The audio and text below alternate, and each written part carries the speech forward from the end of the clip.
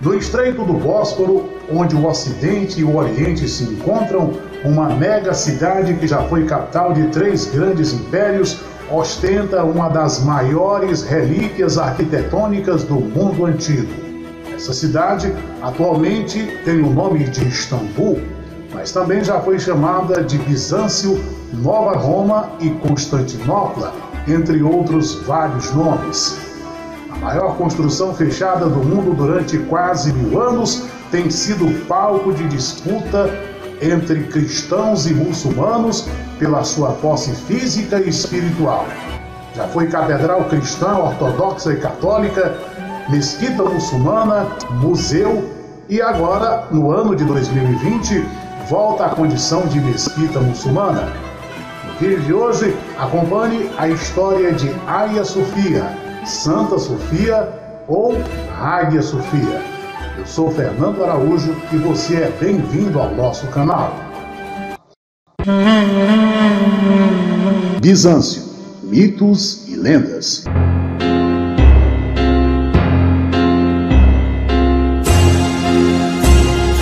Segundo Eusébio de Cesareia, Bizâncis, em grego, ou Byzantium, em latim, foi uma cidade da Grécia Antiga fundada por colonos gregos da cidade de Mégara, por volta de 658 a.C. Bizâncio teve como fundador o rei Bizas, que, de acordo com tradição mitológica muito comum no que se refere a atribuir uma origem divina a cidades, estados e colônias gregas, Bizas era filho de Queroessa, filha de Zeus e Io, também chamada Europa, tendo como pai o deus do mar, Poseidon. Reza a lenda que Zeus seduziu Io, ou Europa, filha do gigante Argos, que tinha 100 olhos. Io era uma das sacerdotisas do templo da deusa Hera, sua esposa. Para enganar o gigante, que mantinha severa vigilância sobre a filha, mesmo quando estava dormindo, o maior dos deuses gregos, num passe de mágica, a transformou numa linda novilha branca. Zeus montou sobre seu dorso, fazendo esta atravessar a nado as águas do Estreito do Bósforo, onde lhe devolveu a forma humana e a seduziu no local até hoje conhecido pelos turcos como o Corno de Ouro. Descoberta a traição, Hera ficou furiosa e, como não podia se vingar de Zeus, castigou então o gigante Argos, deixando-o totalmente cego, retirando todos os seus olhos e os colocou nas penas de um pavão. A despeito dos mitos gregos, que posteriormente foram desqualificados, relegados à condição de fantasia sem nexo ou simplesmente foram ignorados desde os primórdios do cristianismo, era comum as cidades-estados gregas e suas colônias erguerem templos para honrar seus deuses, semideuses e heróis. Na antiga cidade de Bizâncio, Zeus e Poseidon eram as divindades mais cultuadas pela população local. Há quem diga que a primeira igreja cristã teria sido construída sobre as ruínas de um antigo templo grego, que os cristãos passaram a chamar pejorativamente de deuses pagãos. Bizâncio passou a ser domínio romano no ano de 196 d.C., considerada uma cidade rebelde, depois que se aliou ao general romano Persênio Níger, que tentava derrubar o então imperador Sétimo Severus, que ordenou um ataque massivo contra Bizâncio. A cidade foi sitiada, arrasada e ocupada pelas forças do Império Romano, sofrendo graves danos. Vencidos os bizantinos, como assim ficaram conhecidos pelos romanos, a cidade foi reconstruída e rapidamente reconquistou a sua prosperidade, passando então a ser propriedade do Império Romano. Você sabia que a construção de Hagia Sophia foi precedida por um grande massacre?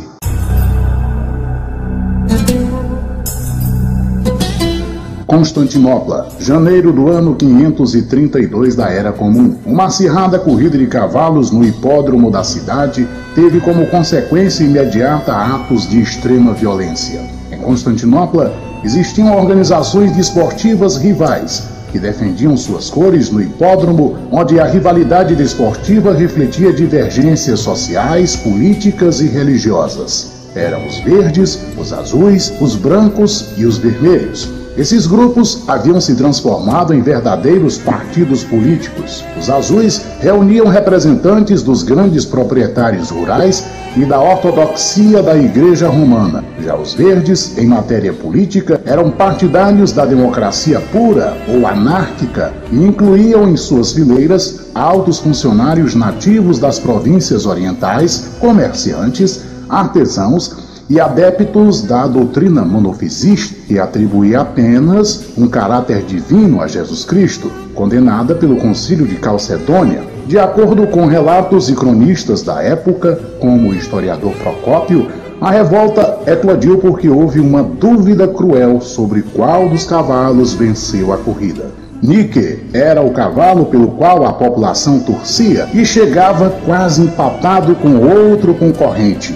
o da equipe do imperador. Cabeça com cabeça cruzaram a faixa final. Consultado para resolver o dilema, Justiniano declarou que o vencedor seria seu cavalo. A plebe enfurecida rebelou-se e começou uma discussão entre as várias classes sociais para saber quem tinha sido realmente o vencedor. A revolta, de fato, não se deu apenas por causa de um simples resultado de uma corrida de cavalos, mas sim por uma série de motivos que já estavam acontecendo há muitos anos: a fome, a criminalidade, a falta de moradia e, sobretudo, os altos impostos cobrados pelo governo eram os maiores motivos da revolta. Até então, os imperadores tinham tentado enfraquecer um grupo, apoiando o outro. Justiniano recusou essa solução, provocando a união dos verdes com os azuis, que insuflaram o público e se rebelaram. A rebelião se propagou rapidamente por toda a capital e ganhou proporções gigantes, ficando fora de controle. A população queria uma diminuição imediata dos altos impostos cobrados. Manifestantes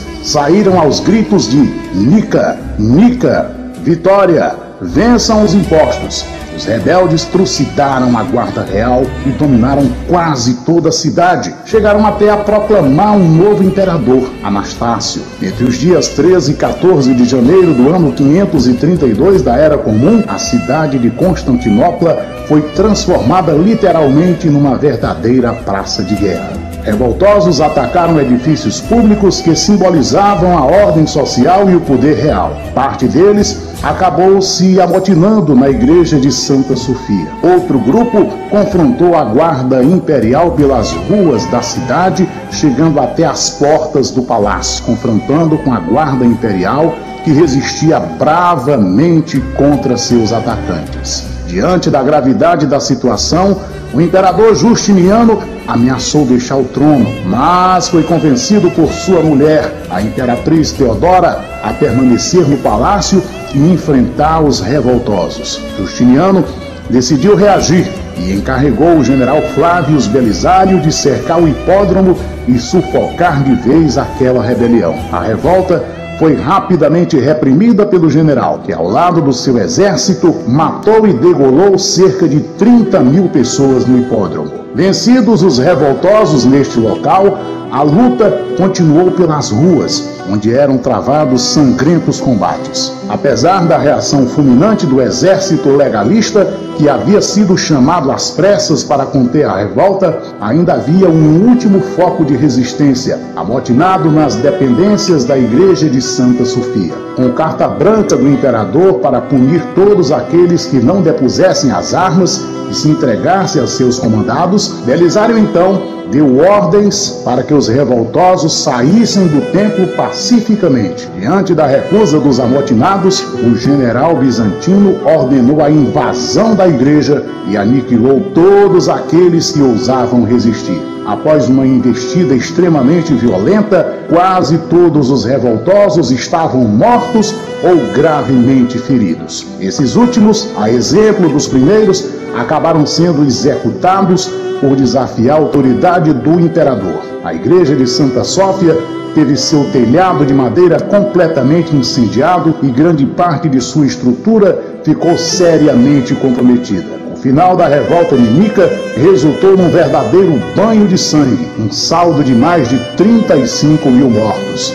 Vencida a rebelião pelo uso da força e com a oposição totalmente controlada, O imperador Justiniano, a partir de então, reinou como um autêntico déspota oriental. Como grande parte dos prédios públicos ficaram seriamente danificados em consequência da revolta, o imperador manteve a cobrança de pesados impostos para reconstruir a cidade. Com o propósito de fazer as pazes com a igreja, Justiniano demoliu a igreja de Santa Sofia e, em seu lugar, ordenou a edificação de uma grande basílica que ficaria conhecida na história como Hagia Sophia.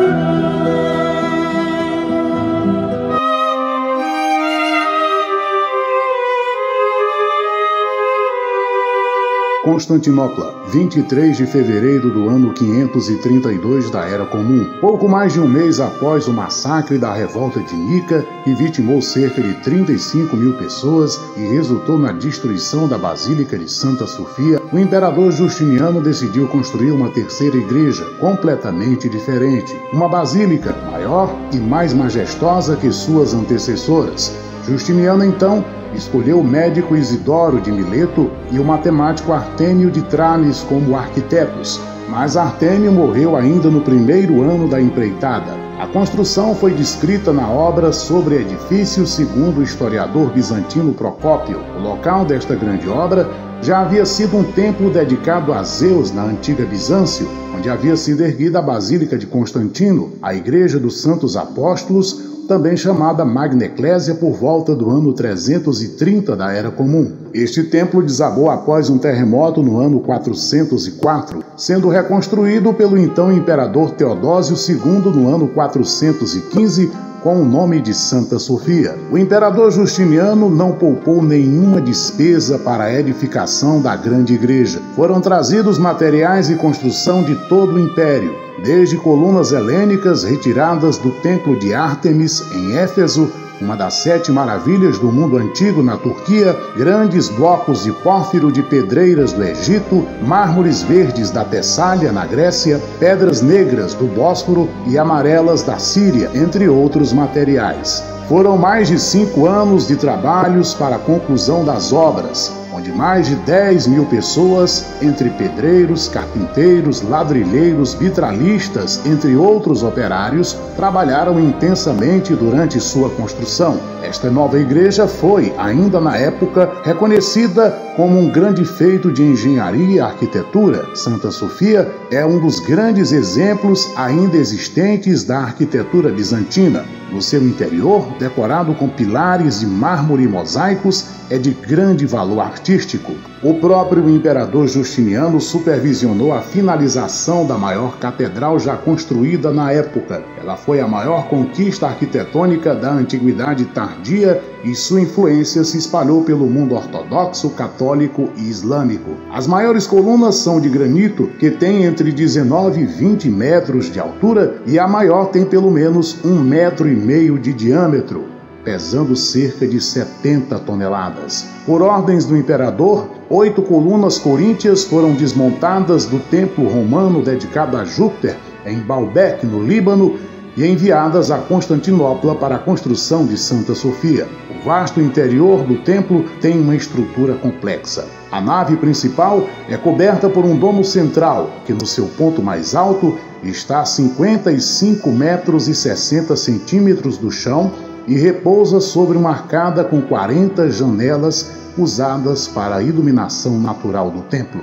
Restaurações em sua estrutura o deixaram com uma forma elíptica, com o diâmetro variando entre 31,24 e 30,86 metros. Tanto na entrada ocidental quanto no lado oriental, há aberturas em forma de arco ampliadas em semidomos de diâmetro idêntico ao domo central, suportados por excedras em forma de semidomos, uma hierarquia de elementos encimados por domos construídos de forma a criar um vasto interior de forma alongada, culminando com uma abertura de 76 metros e 20 centímetros no total. As superfícies interiores são cobertas com mármores policromáticos verdes e brancos com pórfiro púrpura, além dos mosaicos dourados. O imperador, juntamente com o patriarca Antíquio de Constantinopla, inauguraram a nova basílica em 27 de dezembro do ano 537, numa cerimônia pomposa, precedida por 2 semanas de intensas comemorações por toda a cidade de Constantinopla. Ao adentrar na basílica, Justiniano teria exclamado uma frase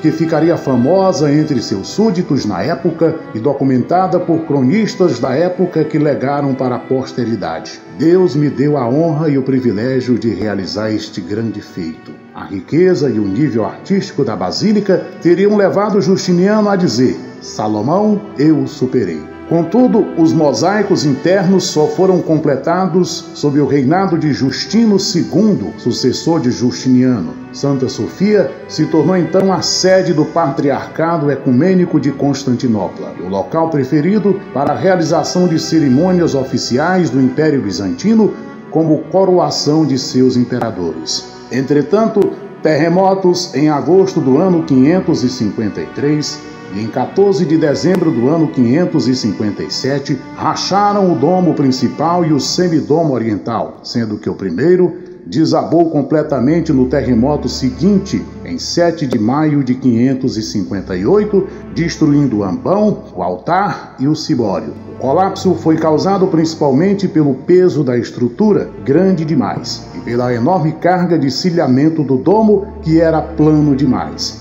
Esses problemas levaram à deformação das colunas que sustentavam o domo. O imperador, então, ordenou que a igreja fosse imediatamente restaurada e confiou a tarefa a Isidoro, o moço, sobrinho de Isidoro de Mileto, que se utilizou de materiais mais leves e elevou o domo à altura de 6,5 metros, dando ao edifício a sua altura interior atual de 55,60 metros. Além disso, Isidoro trocou o tipo de domo, erigindo uma abóbada em cruzaria com pendículos com diâmetros entre 32 e 33 metros. Esta reconstrução foi completada no ano 562 e o poeta bizantino Paulo Silenciário compôs um longo poema ainda existente, conhecido como Ekphrasis, onde ele a comparou a um campo de mármore com tantas cores utilizadas.